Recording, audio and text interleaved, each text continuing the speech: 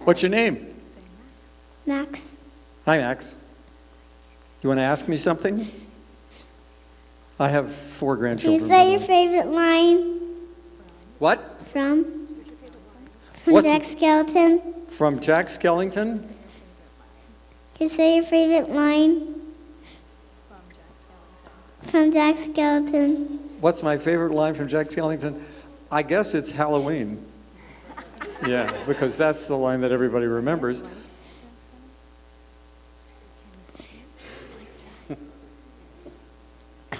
Paralyzed. Can you say it just like Mom. Just like Jack? Can I talk like Jack? You know, I actually can't because there are a lot of people recording now and Disney won't let me do it now. Because it ends up on the internet, people use it for ringtones and this is a big business. So I'm sorry, I can't. But thank you for asking, and Thank you. you're a very cool Spider-Man. That was a good question. And that's very interesting that you bring that up. Is that for a lot of people that voice Disney animated characters? I probably, yeah. You know, especially these days when so much information is available out there because people are shooting, people are shooting all the time, understandably. You know, they want a record of the things they're seeing and hearing live. And it's a proprietary thing. Disney owns my voice of Jack. So don't feel badly for, Yeah. for You me. seem to be doing okay, This so. movie's been very good to me. What's your name? Hi there, I'm Dave. Hi, I'm going to Dave. switch things up a little and ask you about Fright Night, about how I've Pretty cool. I've loved vampire movies. My wife and I both do, and we consider that one of the great vampire movies, really. And I wanted to see if you could tell us some stories about working on that, and if you saw the new one and what you thought of that. I was in the new one. Yeah, right. That's right. You were. I saw it. Yes. Did, yeah. Yeah.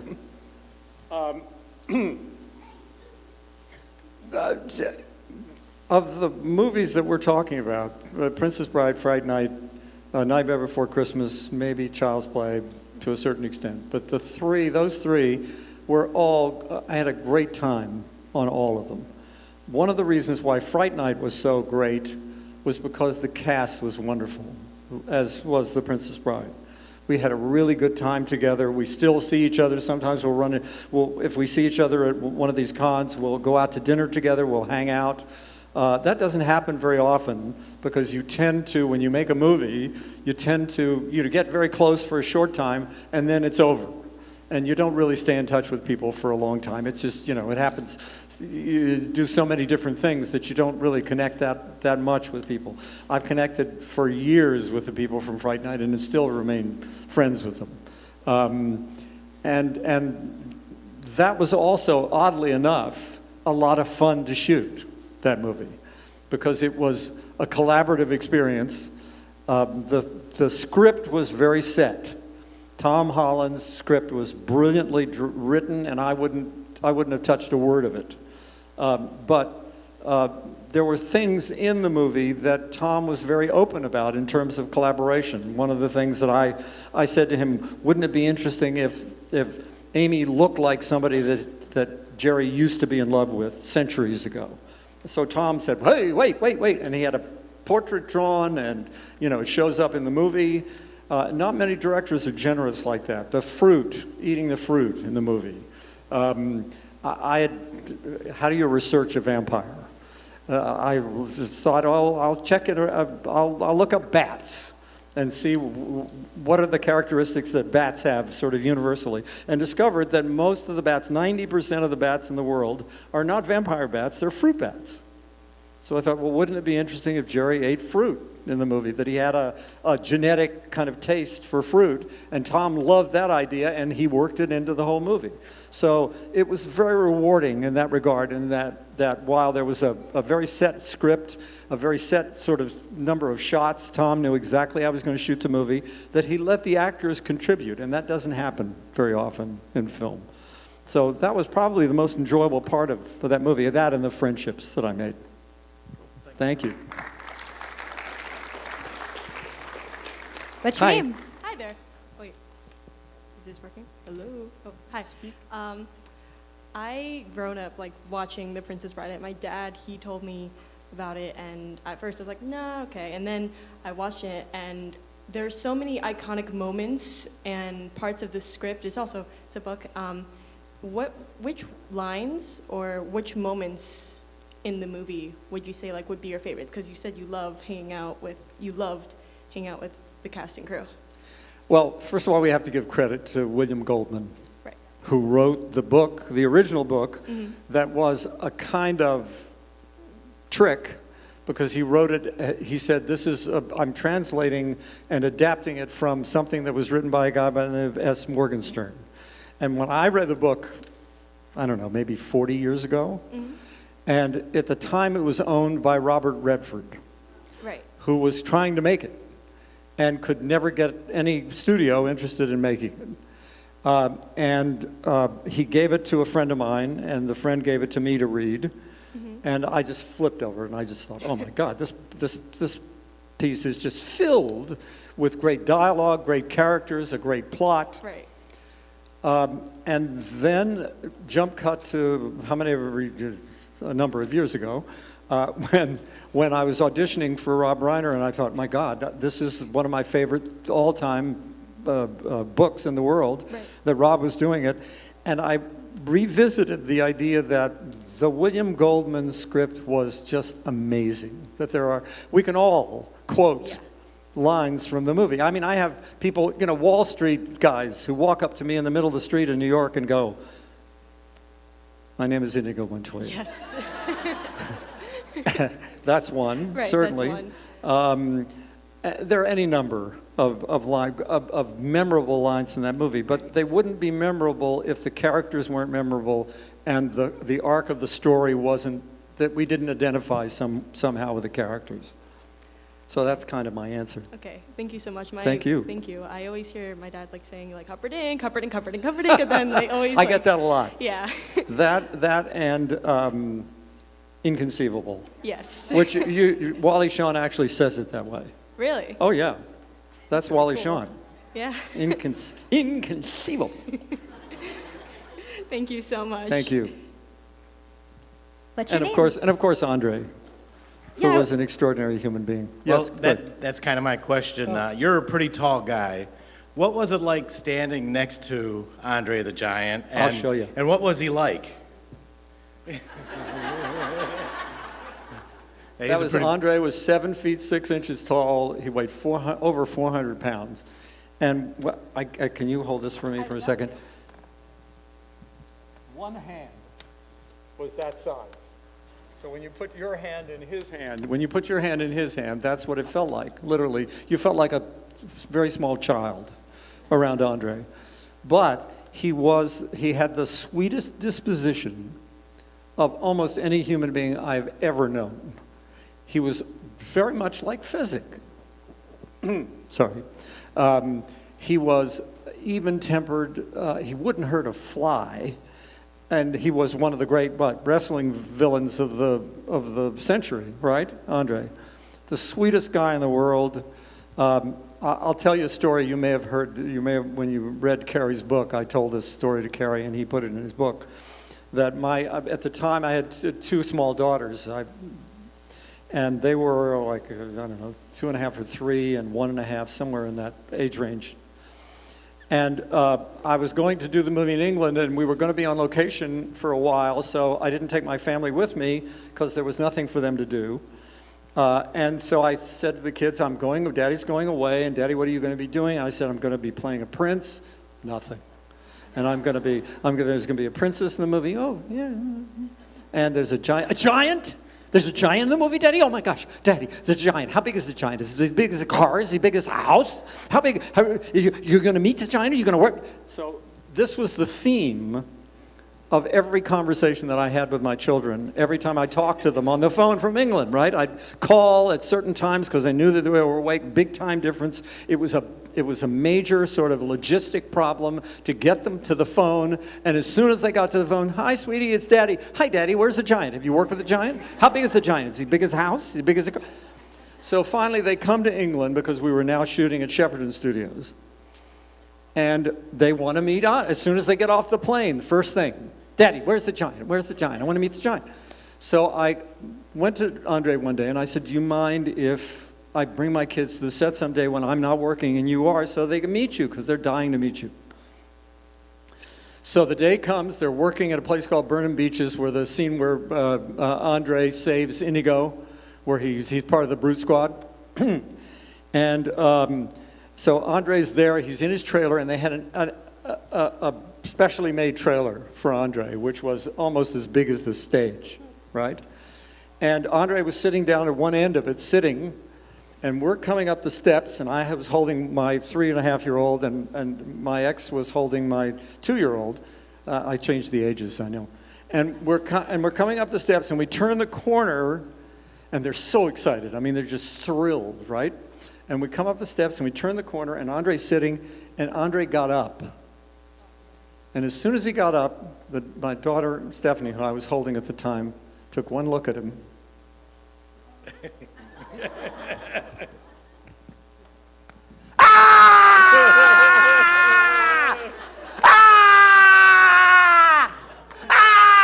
Well, she didn't stop screaming. She screamed and screamed and screamed. So she starts screaming, and the younger one starts screaming. And now they're both screaming at the top of their lungs. And I had to leave. I had to take them away because it was embarrassing. So they go back to the car, and I come into Andre's trailer, and I said, Andre, I am so sorry. Please, forgive me. And he said, they either come to me or they run from me. And it's very sweet, and it's extraordinarily philosophical of him, but also, can you imagine living a life like that?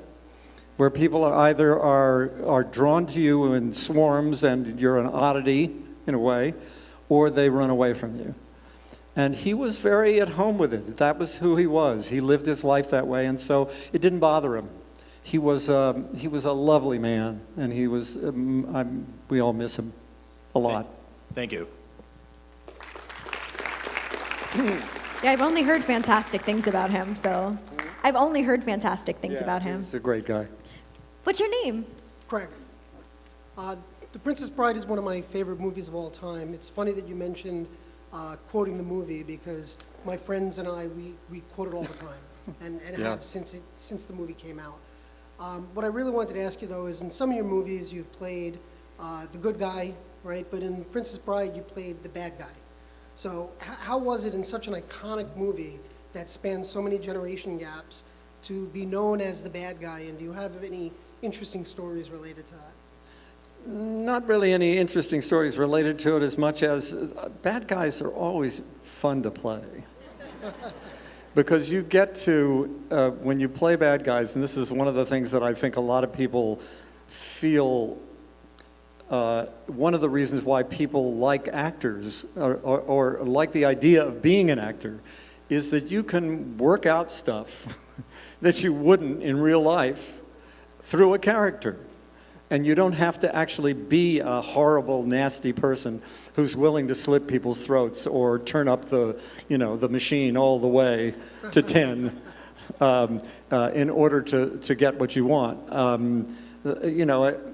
Still my favorite speech in the whole movie is the one where, Rugen says, would you want to come down and watch? And he says, no, I'm swamped. I've got my wife to murder, all the things that he has to do. And it's just who he is. It's not a big deal to him, right? He also says at one point, try ruling the world sometime. It's hard. It's a hard life. And that's what's fun about playing villains, is you get to express all that stuff that you normally don't get to do because of social mores and ethics and what have you in real life. Doesn't mean you can't be an ethical person in real life, but at least, you get to work out some stuff when you're acting. Thank you. Thank you. Hi there. My question is kind of a two-part. I was wondering, who are your biggest influences when you got into acting, voice acting, and what would be some piece of advice you could give to someone who is trying to get into the industry? Study. I always recommend to people, if you're interested in acting, to go to a good acting program, preferably at a college. The reason why I say that is because acting is not just about acting, it's about reflecting the world around you. And you don't get as much of a broad view of humanity, of the arts, of science, of everything that you are exposed to in college. If you're just going to a conservatory program in a college. So I always recommend go someplace where they have a good acting program, but they also teach other things, because you need those other things if you're going to be an actor. Okay? Yeah. Thank you so much. Thank you. And I think he also followed it up by what advice would you give to someone trying to get into the industry? Was that your other question? That was the first one. My second one was, who are your biggest influences, like actor-wise? When I was young, it was a guy by the name of Laurence Olivier, who was a major sort of famous English actor, but who did everything. And that's what I wanted to do.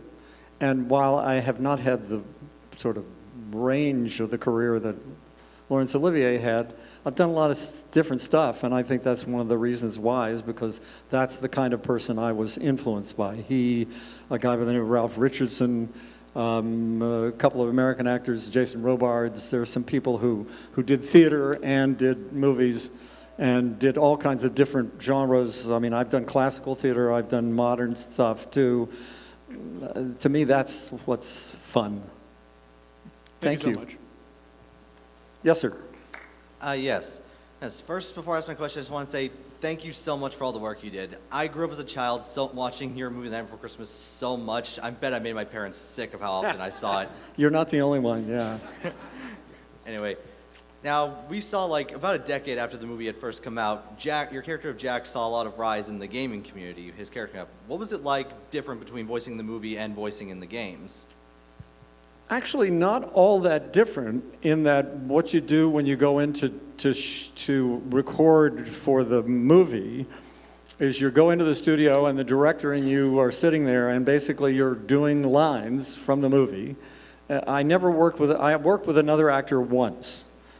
Sally and I did some scenes together. But other than that, I never saw another actor. And you sit there and you basically do things over and over and over again, and you do different readings of the lines. Try it this way, try it this way, try it this way, because then that gives the animators the opportunity to make choices of how they want the scene to be put together. So you say it's mostly similar to how it was done back in the And movie. with video games, it's basically the same thing. I mean, I just sit at a mic, and there are a couple of guys sitting in a booth, and they said, try it this way, try it this way. Can you make the scream a little longer? Can you make it a little shorter? Can you do this line this way? And then and with video games, then they almost always use all the choices, rather than just using, a particular choice for a particular scene, because they have all kinds of variations on the scene. All right. If I could just ask one last quick thing. Yeah.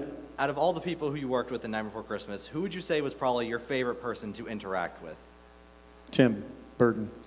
I can respect that. Great love for the man. Yeah. Henry Selick, as you all know, I'm sure, directed the movie, but then after it was done, there was some stuff that I wasn't happy with, there was some stuff that he wasn't happy with, and we went in the studio together and we did like 2 or 3 days of post-production on some of the lines in the movie, and it was very enjoyable because he's a lovely, lovely man. All right. Thank you very much. Thank you.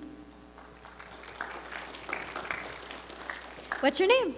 My name is Megan. It's nice to meet you both. Hi, Megan.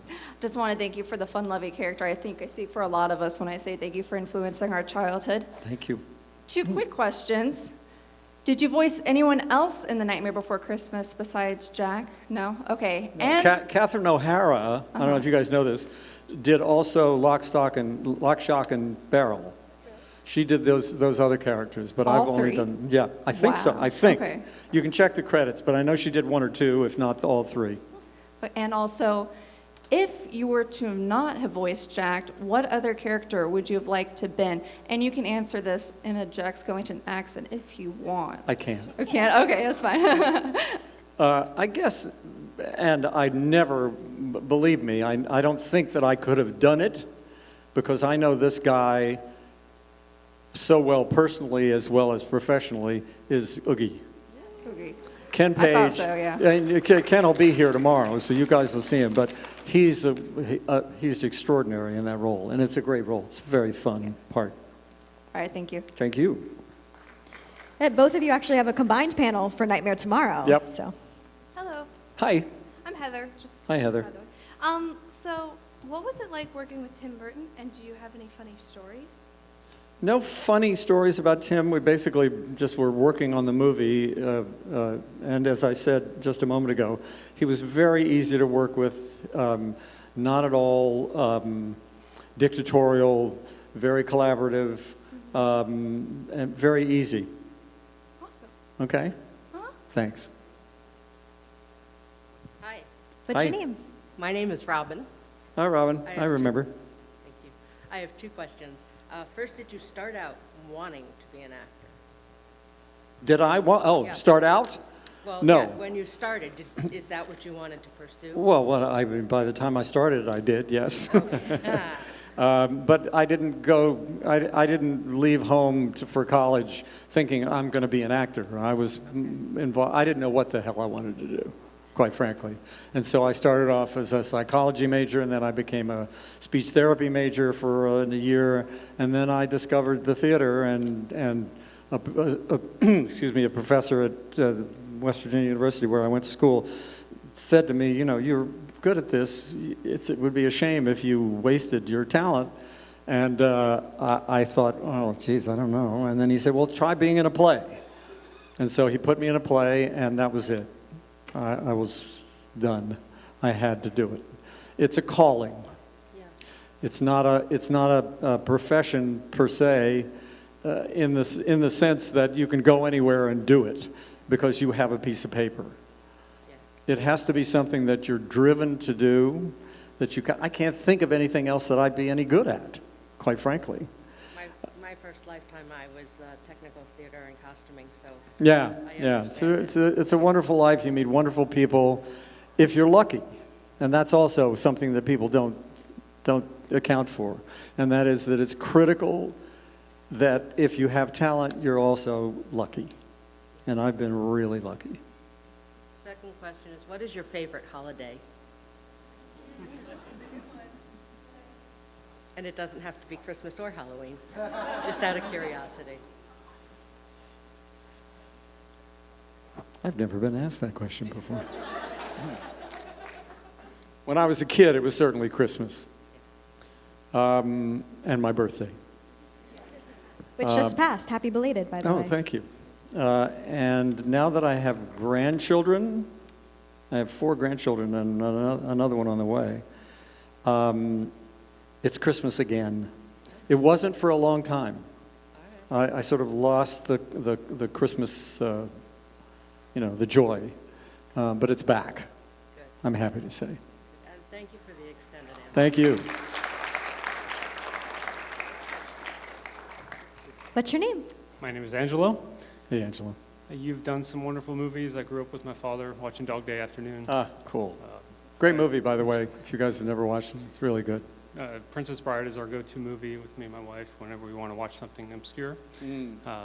But you are one of those actors that you didn't know were on Star Trek that a lot of people don't know, but you played Martis, and your rival is here with Armin Shimmerman as Quark. So We also did a play together, Armin and I, so I know him from a long time ago. Do you get a lot of Star Trek people coming up to you saying, how was it working on Star Trek? Yeah, but I only did 1 episode out of how many million episodes are there of Star Trek?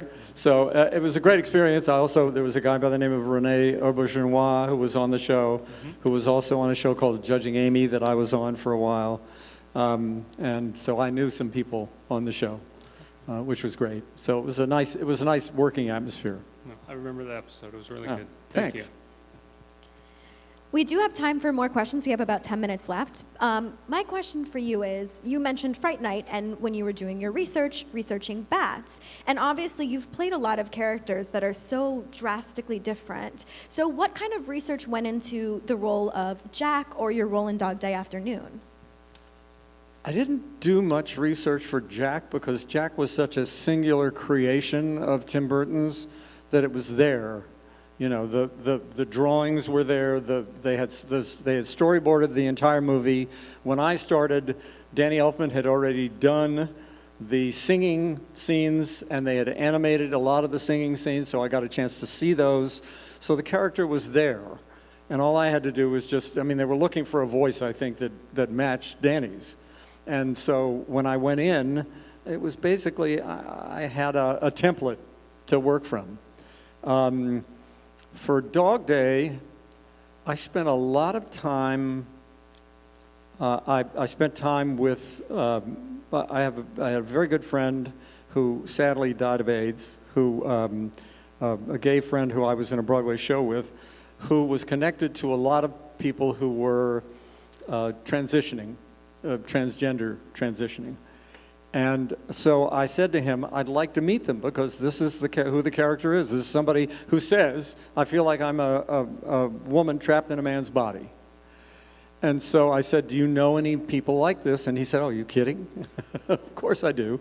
And so he had an apartment down on Barrow Street, I'll never forget it, in New York City. And he and I made spaghetti dinner for 5 drag queens. And they came over to his apartment. And there are 2 particularly guys that I remember very vividly. One was named Wilhelmina, whose real name was William, and he was about 6 feet tall, 5 inches tall, African American. And the other guy was named Jamie. His real name is James, and he looked like you, in the sense that, for all intents and purposes, he was a woman. Wilhelmina, there was no mistaking that he was a big guy dressed in women's clothing. And we sat and talked for hours. And I asked them questions like, you know, when did you first know that you were not in the right body? When did you first know that you were gay? When did you first, all the questions that, you know, this character would obviously know, the character of Leon would know in the movie. And Wilhelmina said, I went to see King Kong, and I saw Fay Wray up on the screen, and I said, I want to be her. And this guy, Jamie, said one night, it was Halloween, and he decided he wanted to dress up as a woman, and he figured it would make sense if he's, you know. And so he dressed up in his mom's, some sort of dress that his mom had. Nobody was home, and he used his mom's makeup, and he got really dolled up, and he's coming down the stairs, and one of his aunts walked in. And she looked at him and she said, James, what are you doing in that outfit? And Jamie said, and I said, it's Halloween. And you know, it's been Halloween ever since.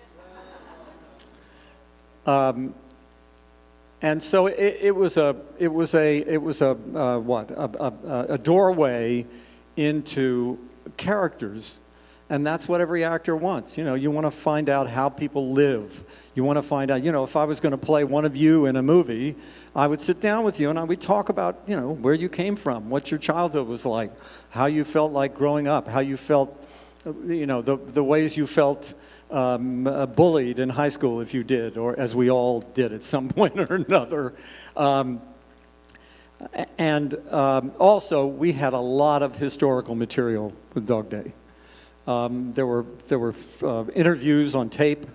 There were lots of, because it was covered in the New York media like you can't believe, because this was a big event. This gay bank robbery story. And so I had a lot of material to draw on for that role.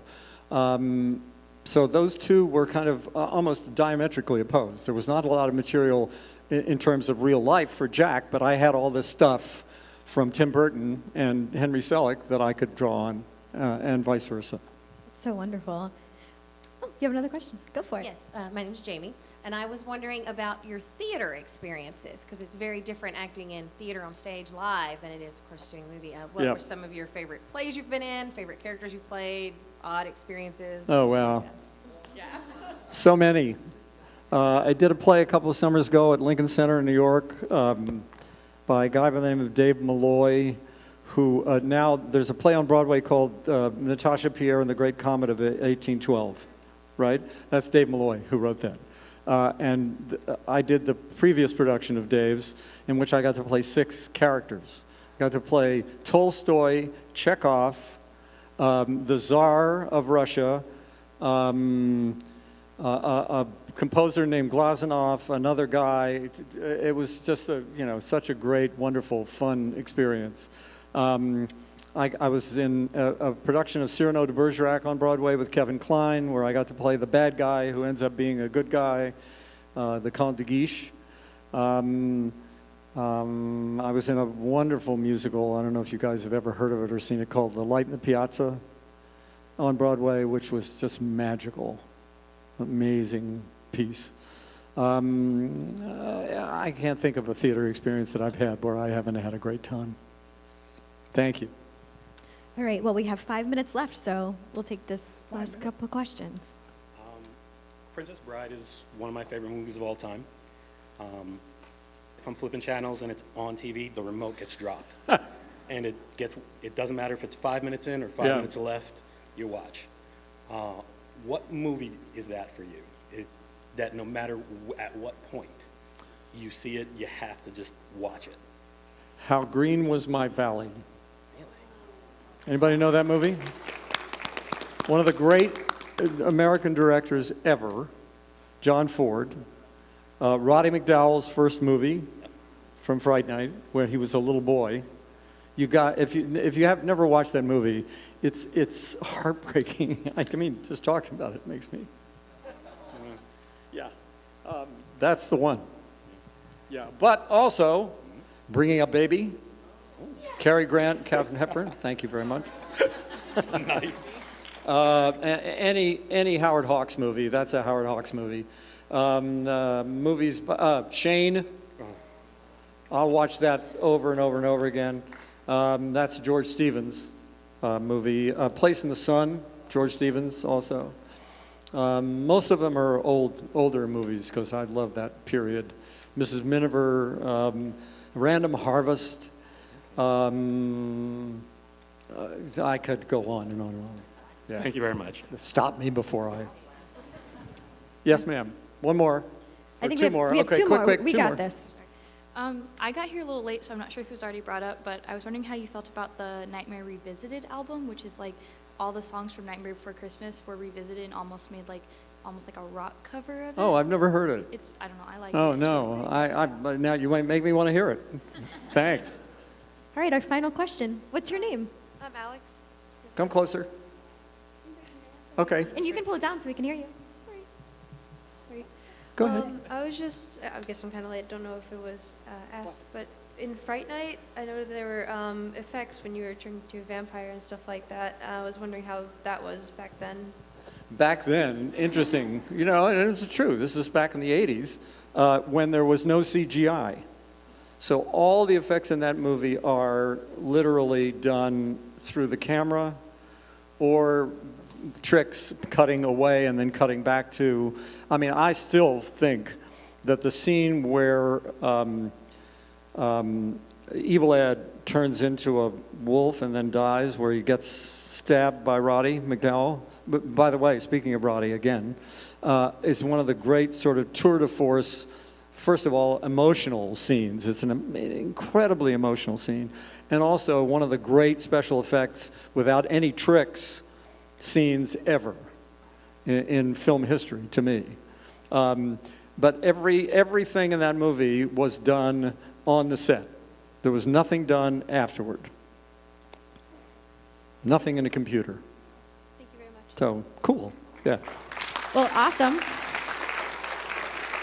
Thank you so much. Anything else you want to plug or give us No, any just wisdom? thank you all. You're my lifeblood. I can't tell you how important you guys are to me. Thank you. And thank you one more time, ladies and gentlemen, for Chris Sarandon!